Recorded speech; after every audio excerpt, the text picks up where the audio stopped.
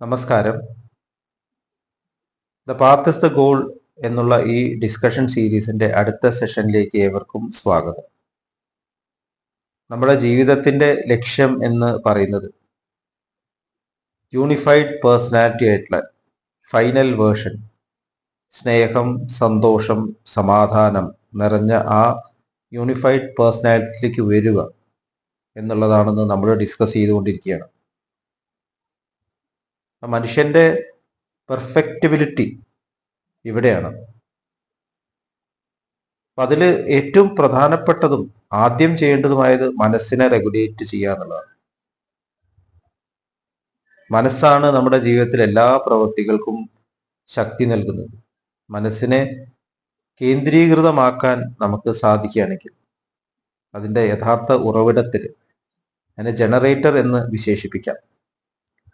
അവിടെ കേന്ദ്രീകൃതമായിട്ട് അതേ തലത്തിൽ തന്നെ നമ്മൾ ജാഗ്രത അവസ്ഥയിൽ പ്രവർത്തിക്കാൻ നമുക്ക് സാധിക്കുകയാണെങ്കിൽ നമ്മുടെ ഫൈനൽ വേർഷനെ നമുക്ക് മാനിഫെസ്റ്റ് ചെയ്യാൻ സാധിക്കും.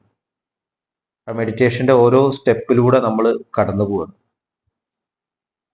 അപ്പൊ ശരീരത്തിന്റെ റിലാക്സേഷൻ, ശരീരം കോശങ്ങളുടെ ഒരു സംഗ്രഹമാണ് എന്ന് നമ്മൾ ചർച്ച ചെയ്തു.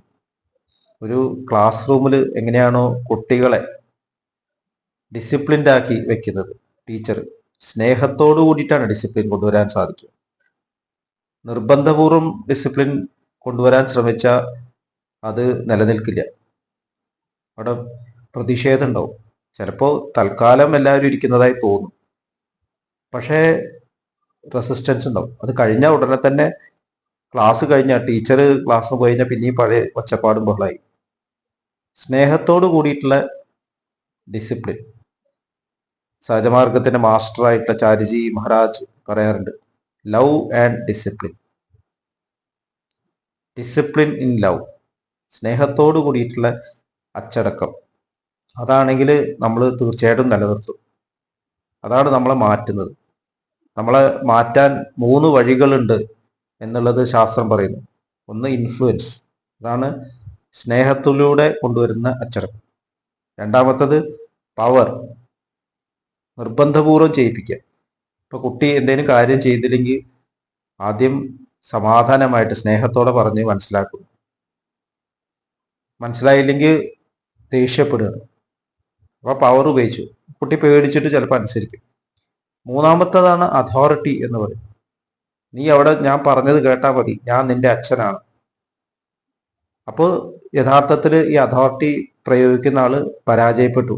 കാരണം അച്ഛനാണ് എന്നുള്ളത് പറയേണ്ടി വരികയാണ്, സ്വയം തന്നെ അത് ഉറപ്പില്ല. അപ്പൊ ഇതാണ് അതോറിറ്റി കൊണ്ട് ഒരു ഫാമിലിനെ നയിക്കാൻ ശ്രമിക്കുക, ഒരു രാജ്യത്തിനെ നയിക്കാൻ ശ്രമിക്കുക. ഇത് നിലനിൽക്കാത്തത്. എപ്പോഴും ഇൻഫ്ലുവൻസ് ആണ് നമ്മൾ ഡിസിപ്ലിനിലേക്ക് എത്തിക്കാനുള്ള ഏറ്റവും നല്ല വഴി, സ്നേഹത്തിലൂടെ ഉള്ള ഡിസിപ്ലിൻ. അപ്പൊ അവിടെയാണ് നമ്മൾ ഇന്നലെ ഡിസ്കഷൻ ചെയ്തത്. റിലാക്സേഷൻ, സ്നേഹത്തോട് കൂടിയിട്ട് ശരീരത്തിന്റെ ഓരോ ഭാഗത്തെയും നമ്മൾ റിലാക്സ് ചെയ്യണം. അതിനായി ഭൂമി മാതാവ് നമ്മളെ സഹായിക്കുന്നു. ഭൂമി മാതാവിനോട് നമ്മൾ കൃതജ്ഞത രേഖപ്പെടുത്തുന്നു, നമ്മുടെ സ്നേഹം അറിയിക്കുന്നു. നമ്മൾ ചവിട്ടി മെതിച്ച് നടക്കുന്ന ഭൂമി ക്ഷമയോട് കൂടിയിട്ട് അതെല്ലാം സഹിക്കുന്നു. വേദനിപ്പിച്ചാലും ഭൂമി തന്നുകൊണ്ടേയിരിക്കുന്നു. ക്ഷമയാധരിത്രി എന്ന് പറയും. അപ്പൊ അത്രയും ക്ഷമിക്കുന്ന മാതാവിനോട് നമ്മൾ ഗ്രാറ്റിറ്റ്യൂഡ് കാണിക്കണം, കൃതജ്ഞത കാണിക്കണം. അപ്പൊ ഭൂമി മാതാവിൽ നിന്നും വരുന്ന ആ ഹീലിംഗ് എനർജി നമ്മളെ ഹെൽപ്പ് ചെയ്യും. നമ്മുടെ മനോഭാവമാണ് അവിടെ വർക്ക് ചെയ്യുന്നത്. ഭൂമി മാതാവ് എപ്പോഴും നമ്മളെ ഹെൽപ്പ് ചെയ്യും. അപ്പൊ അമ്മ കുട്ടിയെ എപ്പോഴും സ്നേഹിക്കും. പക്ഷെ കുട്ടിക്ക് അമ്മയോടുള്ള ആ മനോഭാവം, സ്നേഹത്തിന്റെ മനോഭാവം, അവിടെയാണ് കുട്ടിക്ക് ബെനിഫിറ്റ് ഉണ്ടാവുന്നത്. അതുപോലെ തന്നെ നമ്മുടെ ശരീരം നമ്മളെ സഹായിക്കുന്നുണ്ട്. പക്ഷെ നമ്മുടെ മനോഭാവം, ശരീരത്തിനോടും നമ്മുടെ ചുറ്റുവട്ടത്തോടുമുള്ള ആ മനോഭാവം, അത് നമ്മളെ ഉയർത്തുന്നു. ശരീരത്തിലെ എല്ലാ ഭാഗവും സന്തോഷത്തോടു കൂടി, സ്നേഹത്തോടു കൂടി അതിൽ പങ്കുചേരുന്നു. അപ്പൊ നമുക്ക് ഇന്ന് റിലാക്സേഷൻ ചെയ്തുകൊണ്ട് മെഡിറ്റേഷൻ ആരംഭിക്കാം. അതിനുശേഷം കുറച്ച് അതേക്കുറിച്ചിട്ട് ഡിസ്കസ് ചെയ്യാം. കണ്ണുകൾ അടച്ച് ശാന്തമായിരിക്കും. ഭൂമിയോട് കൃതജ്ഞത രേഖപ്പെടുത്തും. ഭൂമിയിൽ നിന്നും വരുന്ന ഹീലിംഗ് എനർജി കാൽവിരലുകളിലൂടെ, കാൽപാദങ്ങളിലൂടെ ശരീരം മുഴുവൻ വ്യാപിക്കുന്നതായും ശരീരത്തിലെ ഓരോ അംഗങ്ങളെയും റിലാക്സ് ചെയ്യാൻ സഹായിക്കുന്നതായും അനുഭവിക്കും. രണ്ട് കാലിൻ്റെ വിരലുകളും ചെറുതായി ഒന്ന് ചലിപ്പിക്കൂ. രണ്ടു കാലുകളും കാൽപാദങ്ങളും പൂർണ്ണമായും റിലാക്സ്ഡ് ആയതായി അനുഭവിക്കൂ. ഊർജം കണങ്കാലുകളിലൂടെ കാൽ മുട്ടുവരെ പ്രവഹിക്കുന്നതായും ആ ഭാഗങ്ങൾ പൂർണ്ണമായും അയഞ്ഞ് റിലാക്സ് ആവുന്നതായും അനുഭവിക്കൂ.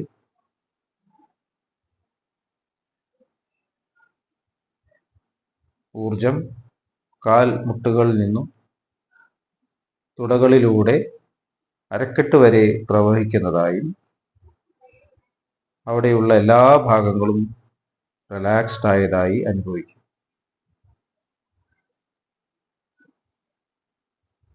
ഊർജം വയറിൻ്റെ ഭാഗത്തേക്കും നെഞ്ചിൻ്റെ ഭാഗത്തേക്കും പ്രവഹിക്കുന്നതായും വയറിൻ്റെ ഭാഗത്തും നെഞ്ചിൻ്റെ ഭാഗത്തുമുള്ള എല്ലാ പേശികളും അവയവങ്ങളും അയഞ്ഞ് റിലാക്സ്ഡ് ആയതായി അനുഭവിക്കും. ഊർജം ശരീരത്തിൻ്റെ പുറം ഭാഗത്തേക്ക് പ്രവഹിക്കുന്നതായും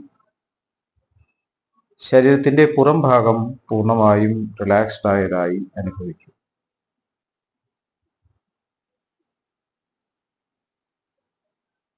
ഊർജം രണ്ട് തോളുകളിലേക്കും പ്രവഹിക്കുന്നതായും രണ്ട് തോളുകളും അയഞ്ഞ് ഉരുകി ഇല്ലാതാകുന്ന പോലെ അനുഭവിക്കും.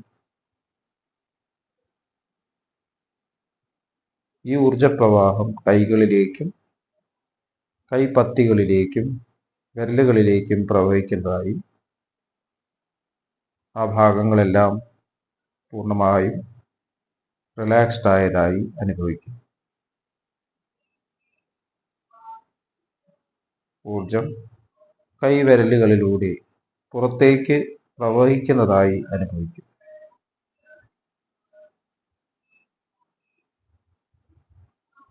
ഊർജപ്രവാഹം കഴുത്തിലേക്ക് പ്രവഹിക്കുന്നതായും കഴുത്തിന് ചുറ്റുമുള്ള എല്ലാ പേശികളും റിലാക്സ്ഡ് ആയതായി അനുഭവിക്കും.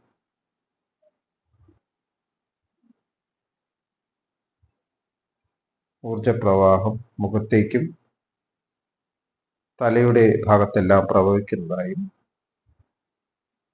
താടി, കവിളുകൾ, ചുണ്ടുകൾ, മൂക്ക്, ചെവികൾ, കണ്ണുകൾ, നെറ്റി, തലയുടെ മുകൾ വശം, തലയുടെ പുറം വശം എല്ലാം റിലാക്സ്ഡ് ആയതായി അനുഭവിക്കും.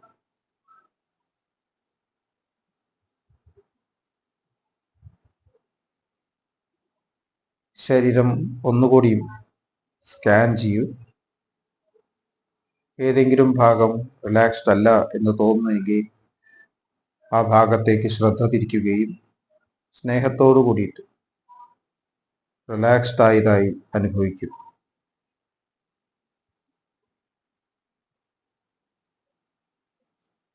ഇപ്പോൾ ശരീരം പൂർണ്ണമായും റിലാക്സ്ഡ് ആയി. ഈ റിലാക്സേഷൻ ഹൃദയത്തിൽ അനുഭവിക്കും.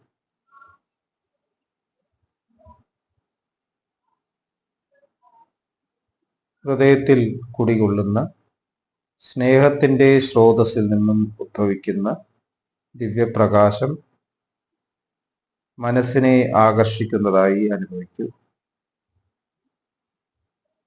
ആ ദിവ്യപ്രകാശത്തിൽ ധ്യാനം ആരംഭിക്കൂ. മനസ്സിൽ ചിന്തകൾ വരുന്നുണ്ടെങ്കിൽ മൃദുവായി അവയെ അവഗണിക്കുക. ദിവ്യപ്രകാശത്തിൽ ധ്യാനം തുടരുക. Please start meditation.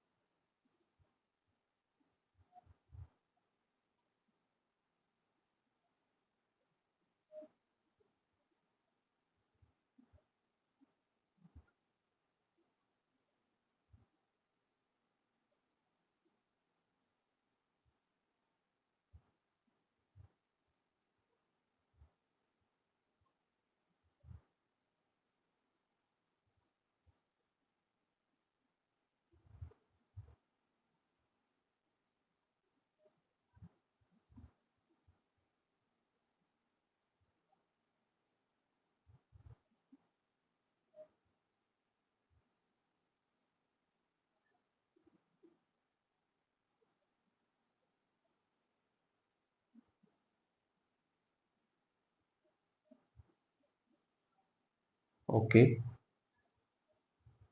ആ കണ്ടീഷൻ ഹൃദയത്തിൽ നിലനിർത്തി പതുക്കെ കണ്ണുകൾ തുറക്കൂ.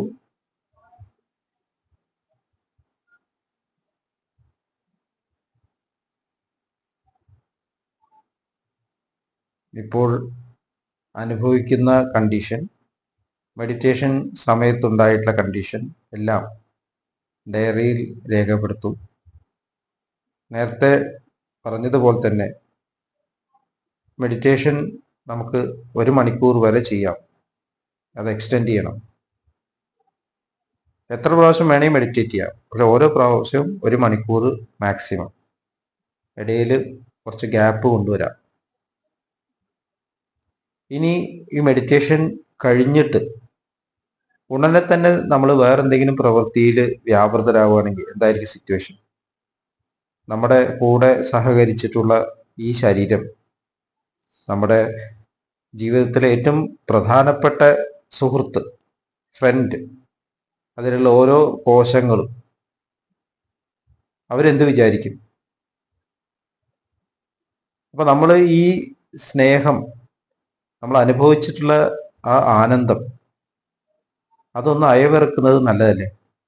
നമ്മളിപ്പോൾ ഒരു ടൂർ പ്രോഗ്രാം കഴിഞ്ഞ് വരുമ്പോൾ എല്ലാവരും ആ നൊസ്റ്റാൾജിയയിൽ കുറച്ചു നേരം ആ ഒരു ഫീലിങ്ങിൽ നിൽക്കും. അത് പിന്നെ അങ്ങോട്ടുള്ള പ്രവർത്തനത്തിന് വളരെ ഹെൽപ്പ് ചെയ്യും. ഉടനെ തന്നെ നമ്മൾ വേറെ ഏതെങ്കിലും ആക്ടിവിറ്റിയിൽ പോയി അതങ്ങൾ പോവും, നഷ്ടപ്പെട്ടു പോകും. അപ്പൊ നമ്മൾ ഈ ശരീരമായിട്ട് നമ്മൾ അനുഭവിച്ചിട്ടുള്ള ഈ സന്തോഷം ഷെയർ ചെയ്യാൻ വളരെ സിമ്പിളായിട്ടുള്ള ചില എക്സസൈസസ് നമുക്ക് ചെയ്യാം. ഈ എക്സസൈസസ് ശരീരത്തിൻ്റെ ആരോഗ്യം നിലനിർത്താനും നമ്മുടെ റെഗുലറായിട്ടുള്ള ആക്ടിവിറ്റിയിൽ നമ്മളെ സഹായിക്കാനും എല്ലാം ഉപയോഗിക്കാം. പക്ഷേ ഞാൻ മെഡിറ്റേഷൻ കഴിഞ്ഞതിന് ശേഷം എൻ്റെ ഈ സുഹൃത്തുമായിട്ട് ഈ ആനന്ദം കുറച്ചു നേരം ഷെയർ ചെയ്തിട്ട്, വേറെ ആരുമായിട്ട് ഇൻട്രാക്ട് ചെയ്യുന്നതിന് മുമ്പേ എൻ്റെ ഉത്തമനായിട്ടുള്ള ഈ സുഹൃത്തായിട്ട് കുറച്ചു നേരം ഷെയർ ചെയ്യാൻ ഞാൻ ഉപയോഗിക്കാറുണ്ട്. അപ്പോൾ ഞാൻ ചെയ്യുന്നത് ഹാർട്ട്ഫുൾനെസ് മെത്തേഡിൽ നമുക്ക് ഷെയർ ചെയ്ത് ചെറിയ ചെയർ യോഗ എക്സസൈസസ് ആണ്. ഓരോ ജോയിൻസും ശ്രദ്ധിക്കുന്നത് പോലെ ആണ് ഈ എക്സസൈസസ്. അപ്പോൾ ആ എക്സസൈസ് ചെയ്യുമ്പോൾ സ്നേഹം ആ ഭാഗങ്ങളിലേക്ക് പ്രവഹിക്കുന്നതായും കൂടി നമ്മൾ സങ്കല്പിച്ചു കഴിഞ്ഞാൽ അത് വളരെ വളരെ ഉപയോഗപ്രദമായിരിക്കും. അപ്പോൾ ശരീരത്തിന് ആരോഗ്യം എന്ന് പറയുമ്പോൾ മസിൽ ഡെവലപ്പ് ചെയ്യുക അല്ലെങ്കിൽ ഓടിച്ചാടാനുള്ള ശക്തി ഉണ്ടാവുക എന്നുള്ളതല്ല. ശരീരം സന്തോഷത്തോടു കൂടിയിട്ട് നമ്മുടെ ആക്ടിവിറ്റീസിൽ പങ്കെടുക്കാൻ തയ്യാറാവുക. ആദ്യത്തെ സ്റ്റെപ്പ് ശരീരത്തെ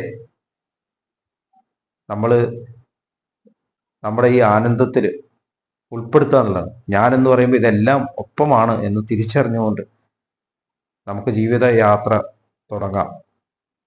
ആദ്യം തന്നെ റിസ്റ്റ് എക്സസൈസസ് ആണ്. കൈകൾ നിവർത്തി വെക്കുക, തള്ളവിരൽ ഇങ്ങനെ ഉള്ളിൽ വെക്കുക, കൈകൾ വിടർത്തുമ്പോൾ ശ്വാസം പുറത്തേക്ക് വിടുക, കൈകൾ ചുരുക്കുമ്പോൾ ശ്വാസം ഉള്ളിലേക്ക് വിടുക.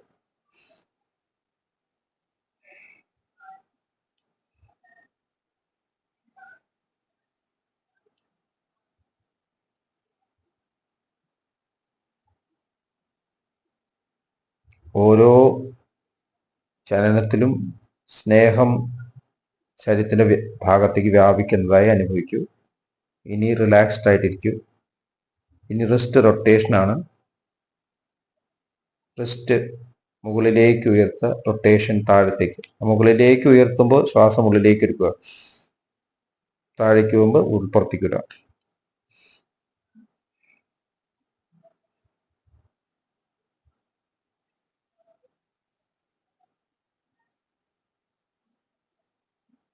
അതൊക്കെ ചെയ്താൽ മതി.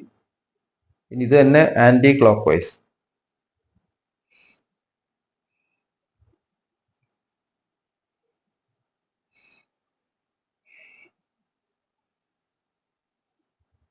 ഓരോ മൂവ്മെന്റിലും സ്നേഹം ഉള്ളിലേക്ക് നിറയുന്നതായും ശരീരത്തിലെ ഓരോ ഭാഗത്തേക്കും വ്യാപിക്കുന്നതായും പ്രപഞ്ചം മുഴുവൻ വ്യാപിക്കുന്നതായി തന്നെ നമുക്ക് അനുഭവിക്കാം. ഇനി അടുത്തത് ഷോൾഡർ ആണ്, എൽബോ എക്സസൈസ് ആണ്. കൈകൾ ഉയർത്തുക നേരെ, ശ്വാസം വലിച്ചുകൊണ്ട് ശ്വാസം വിട്ടുകൊണ്ട് തോളത്ത് വയ്ക്കുക.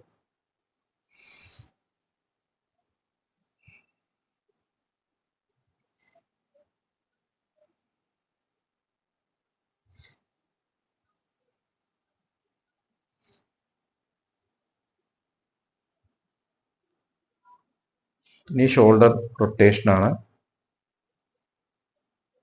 കൈകൾ എൽബോസ് അടുപ്പിക്കുക, ശ്വാസം ഉള്ളിലേക്ക് എടുത്തുകൊണ്ട് മുകളിലേക്ക് കൊണ്ടുപോകുക, വിട്ടുകൊണ്ട് താഴേക്ക്. അങ്ങനെ 5 പ്രാവശ്യം.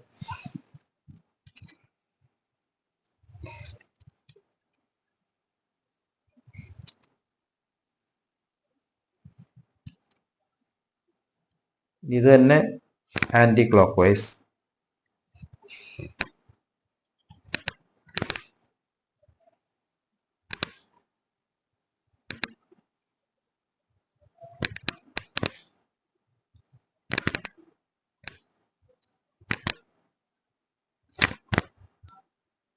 ഇനി നെക്ക് എക്സസൈസ് ആണ്. ശ്വാസം ഉള്ളിലേക്ക് വലിച്ചുകൊണ്ട് കഴുത്ത് പുറകിലേക്ക്, ശ്വാസം വിട്ടുകൊണ്ട് തിച്ചിൻ ചെസ്റ്റിനോട് ചേർക്കുക.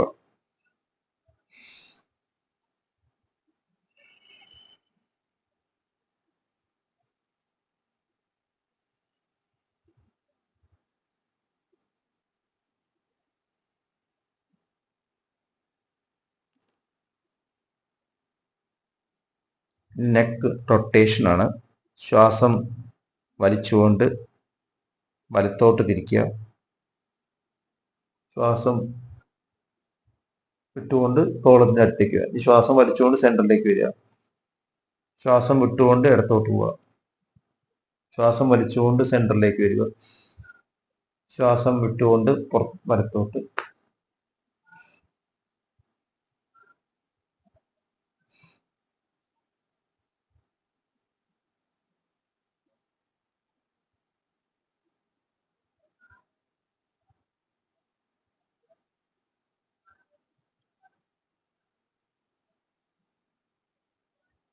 ഇനി ടിൽറ്റിംഗ് ആണ്. നെക്ക് ശ്വാസം വിട്ടുകൊണ്ട് തോളിലേക്ക്, ശ്വാസം വലിച്ചുകൊണ്ട് സെന്ററിലേക്ക് വരിക. ശ്വാസം വിട്ടുകൊണ്ട് ഇടത്തെ തോളിലേക്ക്.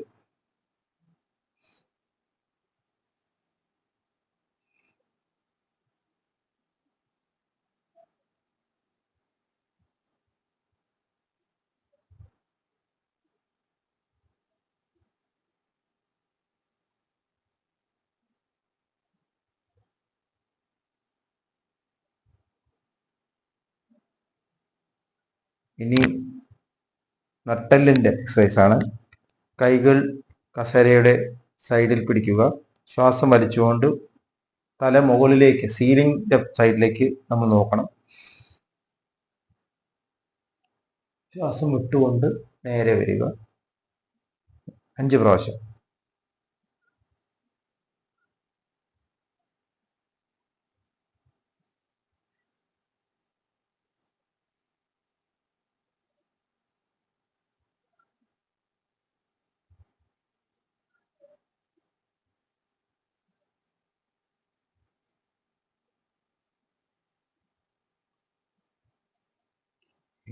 ഈ നട്ടെല്ലിന്റെ റൊട്ടേഷൻ ആണ്. കൈകൾ കസേരയുടെ പുറകിൽ ഇങ്ങനെ വെക്കുക.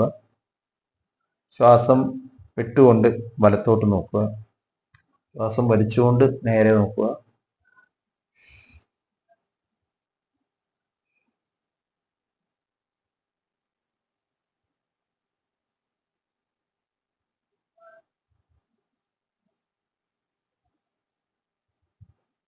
ഇനി ഇതുപോലെ തന്നെ ഓപ്പോസിറ്റ് സൈഡിലേക്ക്.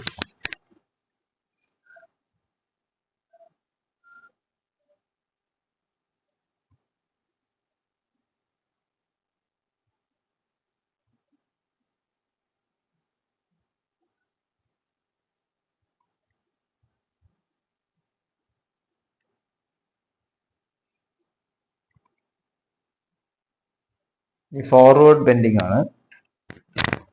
ശ്വാസം കൈകൾ മുകളിലേക്ക് വെക്കുക. കൈപ്പത്തികൾ നേരെ വെക്കണം. ശ്വാസം വിട്ടുകൊണ്ട് നേരെ മുമ്പിലേക്ക് വന്ന് നേരെ നോക്കുക. ഇനി ഇങ്ങനെ നോക്കാം. കാൽ നിലത്ത് തൊടാൻ പറ്റുന്നില്ലെങ്കിൽ കൈകൾ മടക്കി തൊടയുടെ മുകളിൽ ഇങ്ങനെ വെക്കാം. ശ്വാസം വലിച്ചുകൊണ്ട് മുകളിലേക്ക് പോവുക. ശ്വാസം വിട്ടുകൊണ്ട് താഴേക്ക്. മുഖം നേരെ നോക്കുക.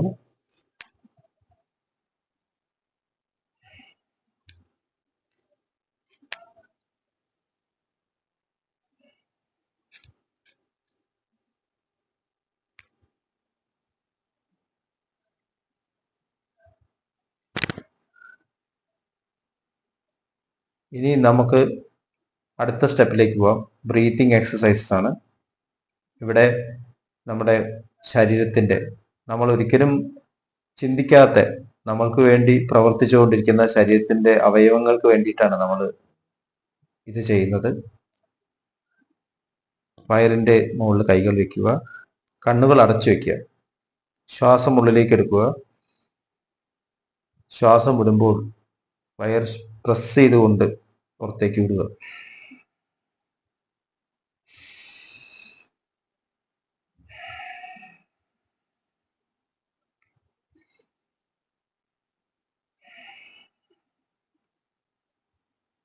തുടക്കത്തിൽ 3 പ്രാവശ്യം ചെയ്യാം.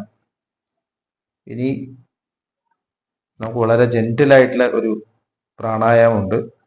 കൈയിന്റെ വിരലുകൾ ഇങ്ങനെ മടക്കുക. മൂക്ക് വലത്തേ മൂക്കിന്റെ അവിടെ തള്ളവിരൽ വയ്ക്കുക. എന്നിട്ട് ഇടത്തേ മൂക്ക് കൊണ്ട് ശ്വാസം ഉള്ളിലേക്ക് വലിക്കുക. കണ്ണുകൾ അടച്ചിട്ടിരിക്കുക. ഇനി വലത്തേ മൂക്ക് ഈ 2 വിരലും കൊണ്ട് പ്രസ് ചെയ്യുക. മറ്റേ മൂക്ക് കൊണ്ട് പുറത്തേക്ക് വിടുക.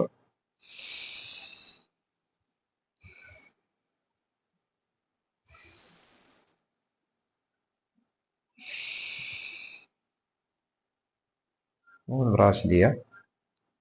ഇനി അവസാനമായി ഭ്രമരി പ്രാണായാമം എന്ന് പറയും. ചെവികൾ അടയ്ക്കുക, കണ്ണുകൾ അടച്ചു വയ്ക്കുക, ഒരു ശ്വാസം ഉള്ളിലേക്ക് വലിക്കുക. ഒരു വണ്ട് ശബ്ദം ഉണ്ടാക്കുന്നത് പോലെ വായയുടെ പല്ലടച്ചിട്ട് അതിൻ്റെ ഉള്ളിലൂടെ ശബ്ദം വരുന്ന മാതിരി പുറത്തേക്ക് ശ്വാസം വിടുക.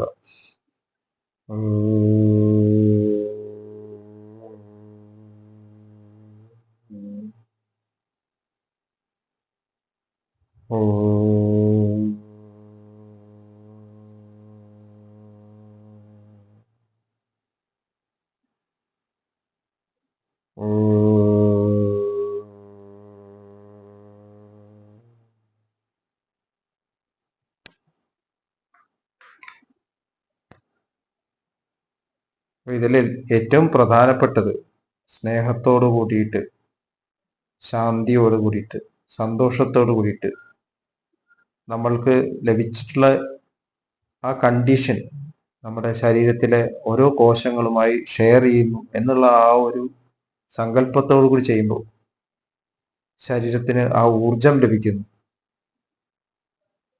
നമുക്ക് നമ്മുടെ ജീവിതത്തിലെ പ്രവൃത്തികളിൽ ഏറ്റവും ഉത്തമനായിട്ടുള്ള നമ്മുടെ ക്ലോസസ്റ്റ് ഫ്രണ്ട് ശരീരം, അതുമായിട്ട് നമുക്ക് ജീവിതം ആരംഭിക്കാം.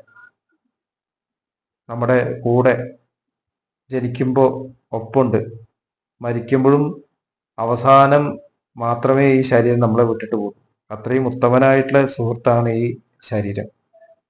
അതുകൊണ്ടാണ് ശരീരമാദ്യം ഖലു ധർമ്മ സാധനം എന്ന് പറയുന്നത്. ഇന്നത്തെ സെഷൻ ഇവിടെ നമുക്ക് നിർത്താം. അടുത്ത സെഷനിൽ എങ്ങനെയാണ് നമ്മൾ ഈ മെഡിറ്റേറ്റീവ് കണ്ടീഷൻ കൂടുതൽ എക്സ്പാൻഡ് ചെയ്യാൻ സാധിക്കുക എന്നുള്ളതിനെ കുറിച്ചിട്ട് ചർച്ച ചെയ്യാം. നന്ദി, നമസ്കാരം.